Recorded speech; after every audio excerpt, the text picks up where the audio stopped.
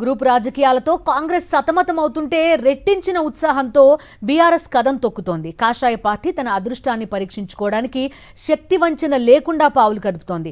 Municipal ఎన్నికలకు ముందు కరీంనగర్ కార్పొరేషన్లో 3 ప్రధాన పార్టీలు తమదైన వ్యూహాలతో దూసుకుపోతున్నాయి. అయితే అధికారంలో ఉన్నా కూడా కాంగ్రెస్ పార్టీ నేతల్లో ఐక్యత లేమి హస్తం పార్టీకి శాపంగా పరిణమిస్తోంది.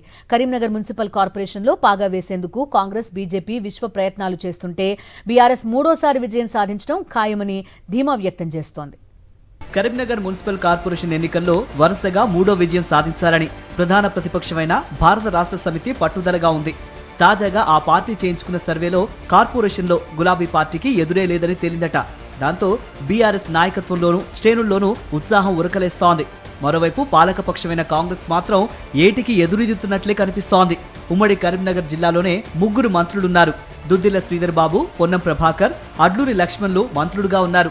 ఇక ప్రభుత్వ విప్ ఆది శ్రీనివాస్ ఉండనే ఉన్నారు. కీలక పదవులు ఉన్నప్పటికీ పార్టీ 3 గ్రూపులుగా చీలిపోయిందన్న ప్రచారం జరుగుతోంది.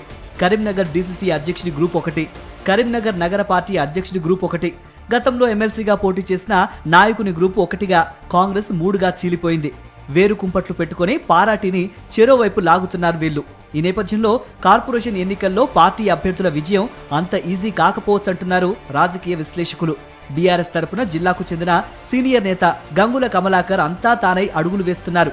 భారతీయ జనతా పార్టీ అయితే కేంద్ర హోంశాఖ సహాయ మంత్రి బండి సంజయ్ నేతృత్వంలో హుషారుగానే ఉరకలేస్తోంది. అయితే అది పార్టీకి కార్పొరేషన్ తెచ్చిపెడుతుందో లేదో చెప్పలేం, కానీ గట్టి పోటీని మాత్రం ఇస్తుందని చెప్పక తప్పదు. కార్పొరేషన్లో కాషాయ జెండా ఎగరేసి తీరుతామని బండి సంజయ్ ధీమా వ్యక్తం చేస్తున్నారు.